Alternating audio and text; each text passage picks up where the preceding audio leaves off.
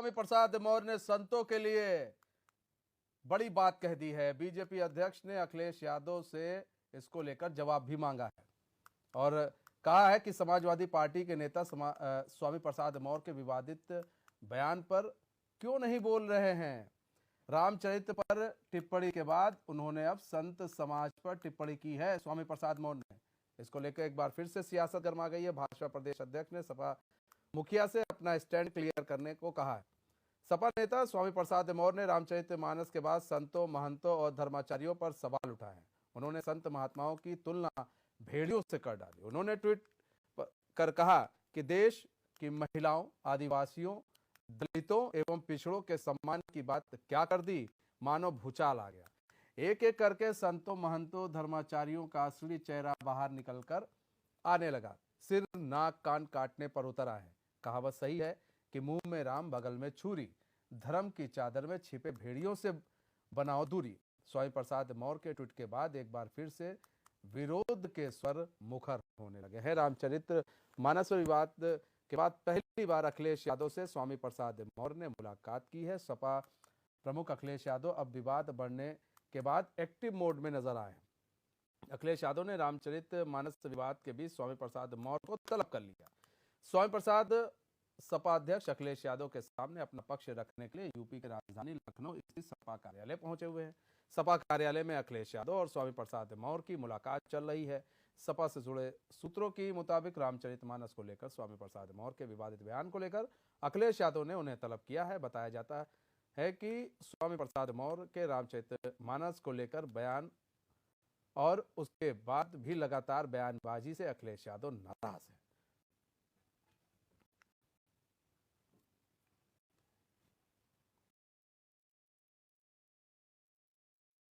अगर किसी और धर्म का व्यक्ति किसी का जीभ काटने और किसी का सर कलम करने के लिए इनाम घोषित करता तो यही धर्म के ठेकेदार उसको आतंकवादी कहते। मेरे इस बयान पर तमाम संतों, महंतों, धर्माचार्यों, एक जात विशेष के लोगों ने स्वामी प्रसाद मौर्य का जीभ और सर काटने के लिए पुरस्कार घोषित किया है। तो क्या ये आतंकवादी नहीं है? क्या ये महाशैतान नहीं है? क्या ये जल्लाद नहीं है? तो अगर एक फार्मूला किसी पर लागू हो सकता है तो वही फार्मूला दूसरे पर क्यों नहीं?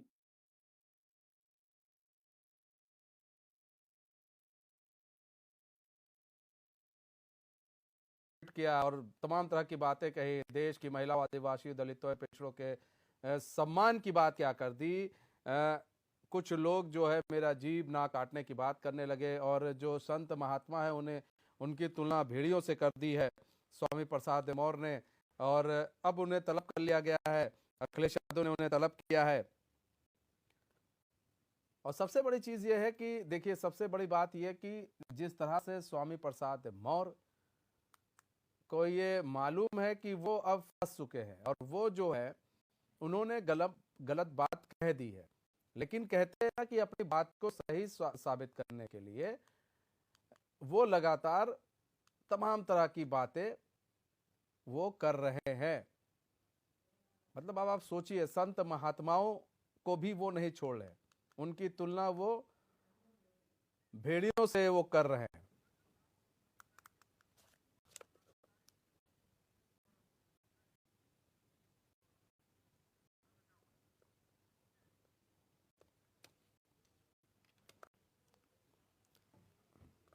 हमारे साथ हमारे मेहमान जुड़ चुके हैं। गौरव रजावत बीजेपी नेता हैं हमारे साथ।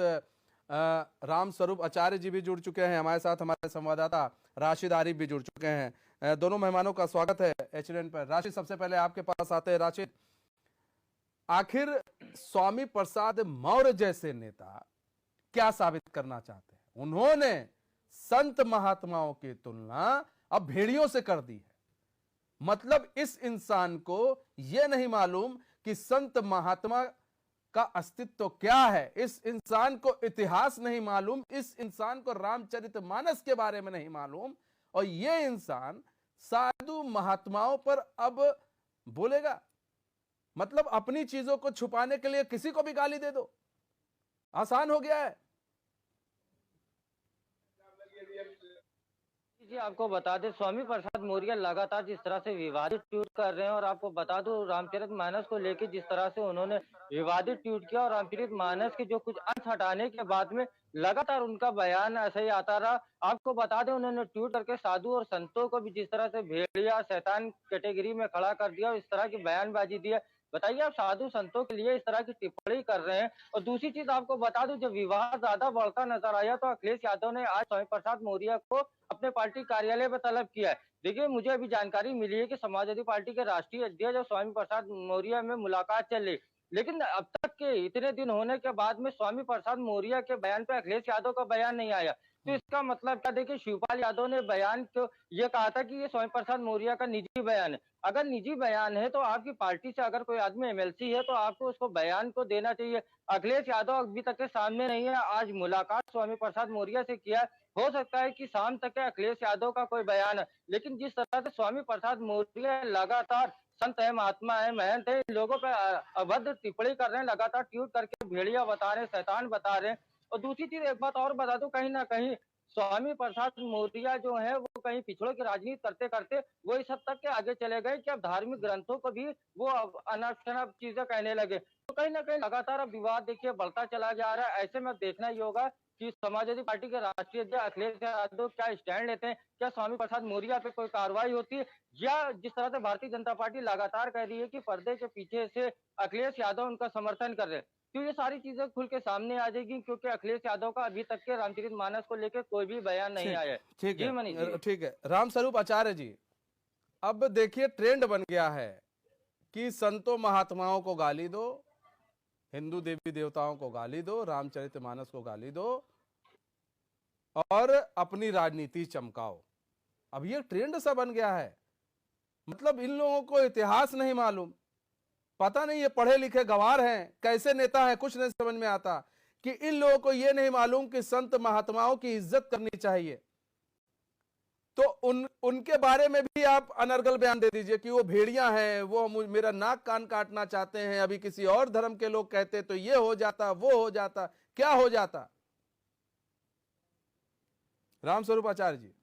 जी मनीष जी, देखिए, एक तो ये है कि एक तो राहुल गांधी जी हैं और उनके मित्र अखिलेश यादव जी हैं और उनकी पार्टी के स्वामी प्रसाद मौर्य जी हैं। तो कुछ तो कहते हैं, एक तो दुनिया पागल ऊपर से भाग और पीली। तो ये मित्र एक जैसे इन सबके उनके राहुल गांधी जी के बयान के बारे में तो अपन वो पिछली बार जो तपस्वी और पुजारी वो उटपटांग बोलते हैं, वो किसी को समझ में नहीं आया। लेकिन उनके जो मित्र सहयोगी पार्टियां, तो समाजवादी पार्टी के बारे में तो और इनके नेताओं के बारे में क्या कहें। स्वामी प्रसाद मौर्य को कुछ आता जाता तो कुछ है ही नहीं, ना आता है ना जाता है। और हमारे संतों पर अभद्र टिप्पणी करना, क्योंकि ये उनकी पार्टी का स्वभाव बन गया है। हमें अच्छे से याद है कि मुलायम सिंह यादव की पार्टी ने क्या किया। जिस पार्टी ने राम भक्तों के ऊपर गोलियां चलाई, उनसे और ज्यादा आशा क्या करेंगे। हमें याद है कि उन्होंने कैसा कुकर्म किया था, कैसा किया कुकृत्य। क्रूर मंत्री पद की नादानी ने माँ की कोख कलंकित कर दी, अपनी कलुष कहानी ने यादव कुल को दाग लगाया, निर्बुद्धि नादानी ने।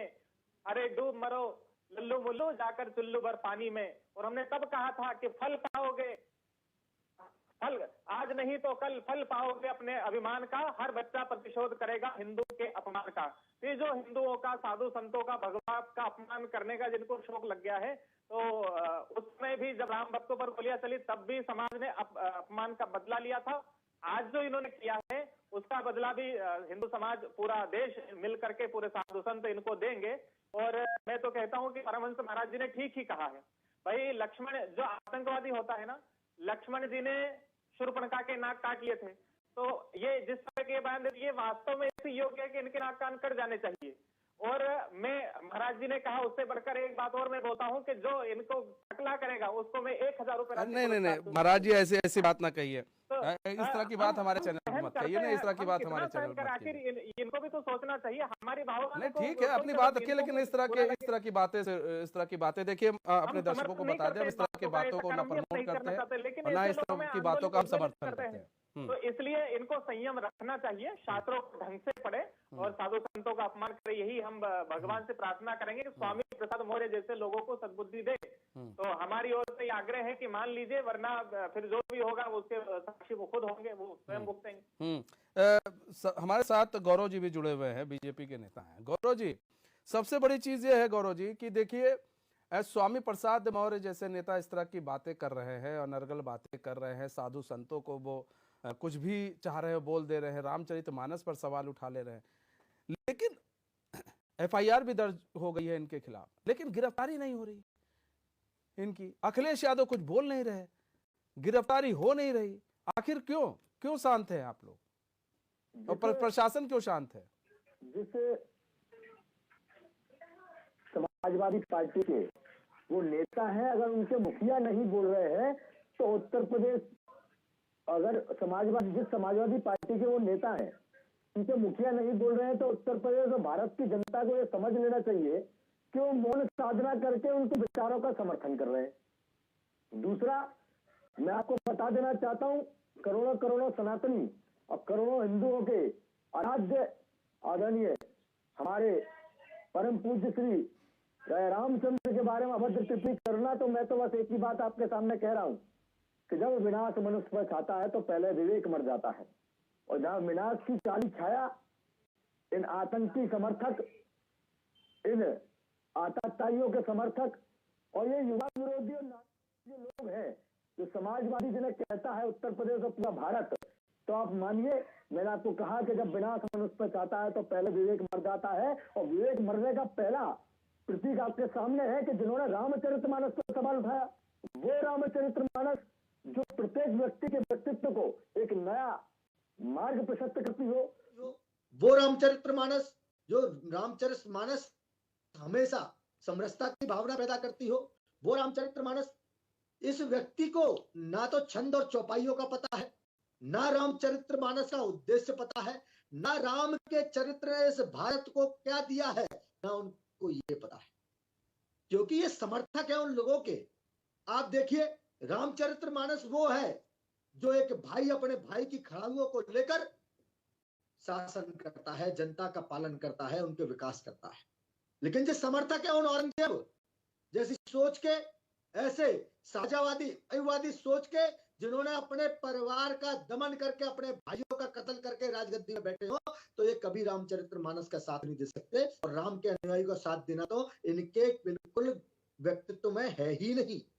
मैं आपके चैनल के माध्यम से कह रहा हूं, आपने कमी कर दी।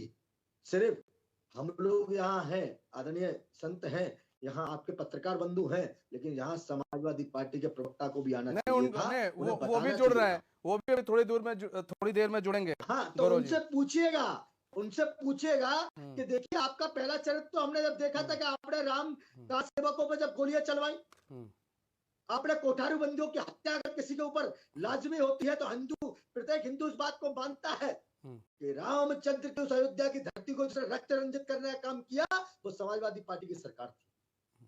तो ये पहला चरित्र नहीं है इनका, ये दोहरा चरित्र माप कर ये जनता के बीच में जाते हैं, जनता को बरगलाते हैं, और लेकिन उत्तर प्रदेश की सम्मानित जनता ने इनको धुतकारने का काम किया, इनको वापस भेजने का काम किया, क्योंकि इनके चाल चरित्र चेहरे को हम सब लोग पढ़ चुके थे। तो गौरव भाई, मैं तो आपसे बस यही कहूंगा गौरव भाई, लेकिन सवाल ये भी है ना कि देखिए, आप लगातार बयानबाजी कर रहे हैं, ठीक है, आप मतलब पिछड़ों का, आप दलितों का, आप मतलब आप नेतृत्व भी कर रहे हैं, स्वामी प्रसाद मौर्य, ठीक है, करना भी चाहिए। नहीं, स्वामी प्रसाद मौर्य कभी पिछड़ों और दलितों के नेता नहीं थे, मैं आपको बता रहा हूँ। स्वामी प्रसाद मौर्य सिर्फ अपना विकास, अपनी जेब को भरना।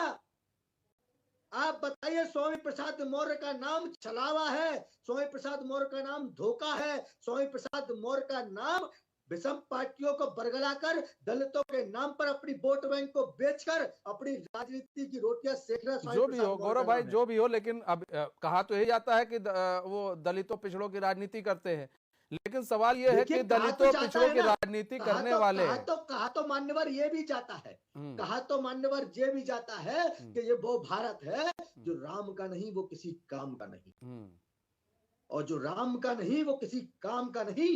आप मान्यवर मान लीजिए कि आज इस देश में लोग मजबूर हो गए अपनी राजनीतिक रोटियों को सेकने। कोई जनेऊ धारी बन रहा है, कोई जनेऊ को अपनी जैकेट के ऊपर पहन रहा है, कोई अपने आप को ब्राह्मण बता रहा है, जिसके पूर्वज आप जानते हैं कि इनके पूर्वज क्या थे। मैं बिना नाम लिए आपके चैनल के माध्यम से कह रहा हूं, क्या थे इनके पूर्वज आपको पता है। लेकिन जब हिंदू करवट ले रहा, जब सनातनी जाग रहा है, तो इनकी कुर्सियां डगमगा रही, इनकी राजनीतिक सत्ता की विरासत छीनी जा रही है जनता के द्वारा, तो ये लोग खिसिया गए हैं। ये खिसियानी बिल्ली खम्मा नोचने का काम कर रही है। और स्वामी प्रसाद मौर्य ने जो करा है, आप मानिए इस चाल चरित्र चेहरे के पीछे समाजवादी पार्टी के मुखिया की शय है। अगर शय नहीं है तो मैं अखिलेश यादव जी आपसे कहना चाहता हूं कि अगर राम विरोधी नहीं है तो निकाल के बाहर खड़ा करिए अपनी पार्टी से। बताइए कि आप हिंदू विरोधी नहीं है, क्योंकि ये लोग हमेशा समर्थन करते हैं बुरहान वानी का, अजमल आमिर कसाब का, ये समर्थन करते हैं। राशिद, सबसे बड़ी चीज ये है, देखिए कि जैसा कहा जाता है ये एक दलितों की, पिछड़ों की राजनीति करने वाले एक नेता है, लेकिन सवाल ये है राशिद कि दलितों और पिछड़ों की राजनीति जो कर रहा है तो क्या उन्हें बरगलाएगा? क्या उन्हें, मतलब उस राजनीति के लिए आप किसी धर्म को परिकल्पना, इस भारत की परिकल्पना, हम जिस चार वर्ण की हम बात हम नहीं करते, लेकिन मैं आपको बता रहा हूं, ये देखिए वैश्य, शूद्र, क्षत्रिय, ब्राह्मण, ये एक वो वर्ण है जो भारत को मजबूती के साथ भारत माता को परम व्यवस्था पहुंचाने के लिए कटिबद्ध है, वचनबद्ध है। लेकिन शूद्रों के नाम पर, अगर दलितों के नाम पर, अगर आप आदिवासियों के नाम पर छलावा करते हैं, तो आप एक राजनीतिक संज्ञा में, मैं आपसे कहना चाहता हूं, अगर मेरे बोल बिगड़ रहे हो तो मैं इस भारत की जनता से माफी चाहता हूं, क्योंकि अगर जो राम का नहीं वो किसी काम का नहीं, ये राजनीतिक लुटेरे हैं जो सिर्फ लूट के काम से अपना घर भरना जानते हैं। ठीक है गौरव भाई।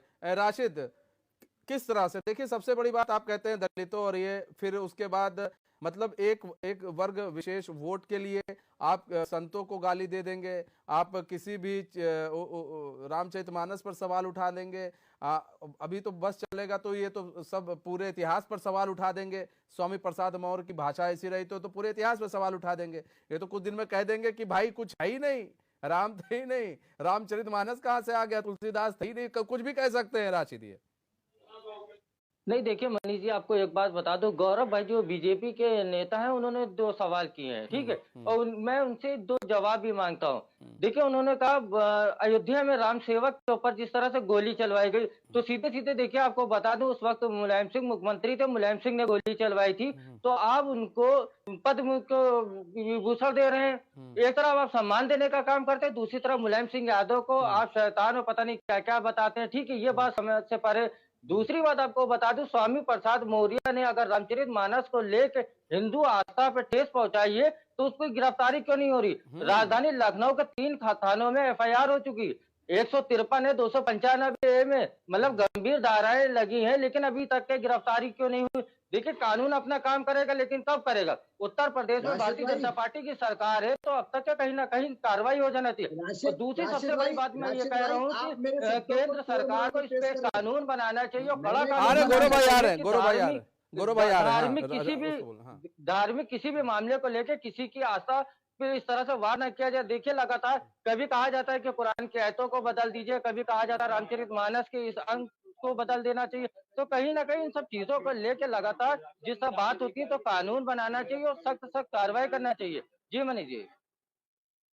तो हाँ, अब आ जाते हैं, क्या नाम है, गौरव भाई आप पर आ जाते हैं। गौरव भाई देखिए सीधा सा सवाल है, वो एक पत्रकार है, वो फील्ड में रह रहा है, दिन भर देख रहा है चीजों को। देखिए सबसे बड़ी चीज ये है कि पद्म भूषण की बात आती है तो आप लोग भी हामी भर देते हैं। फिर दूसरी चीज ये है कि आप मुलायम सिंह, आप आदरणीय मुलायम सिंह यादव जी का नाम, मैं उस सरकार पर सुनिए मैं उस सरकार पर, उस कार्यप्रणाली पर, उस व्यवस्था पर जो उस टाइम हुआ। और मैं दूसरी बात आपको बता दूं, आप जिस गिरफ्तारी की बात कर रहे हैं ना, तो हम मानने वाले लोग हैं साहब, राम और कृष्ण को जगह जगह ही धर्म से गिराने भवति भारत, अभ्य थानस धर्मस्य गिराने भवति भारत, तदात्मानं सजाम्यहं पवित्र। मैं भूल रहा हूँ, दोबारा आपको बता रहा हूँ, मैं हम उस गीता के अनुयायी हैं। लेकिन गौरव भाई क्यों नहीं गिरफ्तारी हो रही है? सवाल ये उठ रहे हैं, तो उस इंसान की गिरफ्तारी क्यों नहीं हो रही है? मैं वही बता रहा हूँ, मैं वही आ रहा हूँ, सुन लीजिए, हम उस गीता और रामायण के अनुयायी हैं साहब। आप निश्चित मानिए, जब जब धर्म की हानि होगी ना, तो राम और कृष्ण के रूप में जन्म लेंगे। और जब जब धर्म की हानि होगी तो निश्चित मानिएगा इस सनातन के पुरोधा आदरणीय उत्तर प्रदेश के मुख्यमंत्री इस गोरक्ष पीठ के पीठाधीश्वर विश्वास रखिए स्वामी प्रसाद मौर्य ने अगर रामचरितमानस का अपमान किया आपके सामने है, एफआईआर तत्काल रूप से लिखी गई है और निश्चित तौर पर कानूनी कार्रवाई होगी। ये उत्तर प्रदेश की स्वच्छ और स्वस्थ कानून व्यवस्था है जिन्होंने आतताई और आतंकियों को घुटनों के बल लाकर खड़ा कर दिया। तो इनकी गिरफ्तारी क्यों नहीं रही गौरव भाई? यही सवाल है, इनकी गिरफ्तारी क्यों सर नहीं? बताइए, मैं मना कर आपने देखा ना एफआईआर जिसके नाम लिखी गई है, ठीक है, उसमें ठीक है, रामस्वरूप जी आ जाइए। रामस्वरूप जी कुछ कहना चाह रहे हैं, ठीक है, सुनिए मैं आपको बता रहा हूँ। रुक जाए, रामस्वरूप जी हैं, आचार्य हैं, उनके सुन आज लीजिए। क्या हो रहा है, आज उसी लखनऊ में किसको सह दी जा रही है, किसको अपने कमरे में बिठा के पाठ पढ़ाया जा रहा ठीक है। है, वो रामस्वरूप समाजवादी जी, पार्टी के रामस्वरूप मुख्यालय में जी, उपस्थित आप है। कुछ कह रहे थे। राशिद भाई इस बात को भी कह दीजिए, इस बात को ही कह दीजिए कि इस उत्तर प्रदेश की जनता राम की है, राम की थी और राम की रहेगी। राशिद एक पत्रकार है, वो उसको इन सब चीजों से मतलब नहीं है गौरव भाई, उनको उसको मत घसीटिए। नहीं सर, रामस्वरूप जी, आपने सवाल उठाया, आपने सवाल आप पे उठेगा, हमारे पत्रकार पे नहीं उठेगा, आप पर उठेगा। नहीं तो मैं आपको बता रहा हूँ, मैं आपको जवाब देने का तो सर मेरा अधिकार है ना। हाँ, मैं तो आपसे आप जवाब दीजिए, लेकिन आप ये मत कहिए कि वो बोले। पत्रकार महोदय, माननीय पत्रकार महोदय, मैंने नाम नहीं लिया था, नाम आपने कोट किया, ठीक है ना। और मैं दोबारा बोल रहा हूँ, जिसकी व्यवस्था में जिसका अनुरूप जिस भी कार्य में उसका योगदान रहा है, चाहे पद्म भूषण हो या कोई और सम्मान, अगर देश उसको तय करता है तो पूरा देश। ठीक है, रामस्वरूप आचार्य जी जल्दी बोले सर। कह रहा हूँ कि ये सारा खेल स्वामी प्रसाद मौर्य के दिमाग में क्या चल रहा है, सब कुल मिला के टोटल अपनी राजनीति चमकाने का काम, क्योंकि उनके दाल कहीं चल नहीं रहे आजकल, वो पूछ नहीं रहा है, इसलिए कुल मिला करके वो चाहते हैं कि उठ पटांग बोल करके हम राजनीति चमका लेंगे, हमें वोट मिल जाएंगे, हम जीत जाएंगे। तो इस गलत फहमी में वो ना रहे, क्योंकि भारत की जनता ने नए निश्चय कर लिया है कि चोर डाकू लुटेरे इलेक्शन नहीं लड़ेंगे भारत में, एक वंश के खोटे सिक्के नहीं चलेंगे भारत में, मंत्रों का निर्माता हिंदू, षड्यंत्रों का संहारी है, शासन बगलों का बहुत देख लिया, अब आई हंसों की बारी है। योगी मोदी जैसे हंस बैठे हैं, अब इनके रहते किसी बगले की चाल चलने वाली नहीं है। तो आपके माध्यम से स्वामी प्रसाद मौर्य जी से यही आग्रह करेंगे, उज्जैन महाकाल की धरती से मैं रामस्वरूप ब्रह्मचारी उनसे यही कहना चाहूंगा कि आप संयम बरतें, वाणी का संयम रखें, और राजनीति करनी है तो लोगों के बीच में जाए, सेवा करें जनता की, उसके बाद उठ पटांग बोल करके हमारी और साधु संतों की, देशवासियों की भावनाएं आहत करने का प्रयत्न ना करें, वरना अगर कर से उनके साथ कुछ गलत होता है तो फिर दोष हम पर ही आता है। तो इसलिए वो अच्छे से अध्ययन मनन करें, रामचरितमानस का थोड़ा ध्यान लगाए, योग वगैरह करें और स्वस्थ रहे, मस्त रहे, हम यही उनसे कहना चाहेंगे।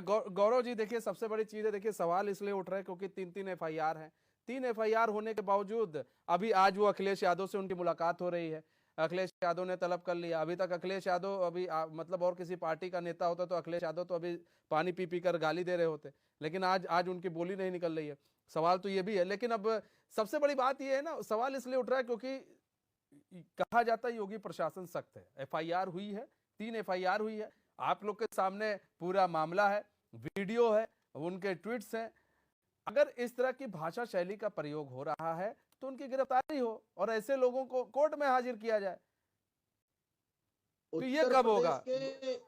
उत्तर प्रदेश के नेतृत्व जिनके हाथों में है, जनता के, उत्तर प्रदेश की 30 करोड़ जनता के सपनों को लेकर इस उत्तर प्रदेश को उत्तर प्रदेश बनाने आदरणीय योगी जी पर आप विश्वास रखिएगा कि जब योगी जी ने फैसला किया है, जब योगी जी ने फैसला किया है, आप बिल्कुल विश्वास रखिए, इस उत्तर प्रदेश की जनता को विश्वास है अपने मुख्यमंत्री पर।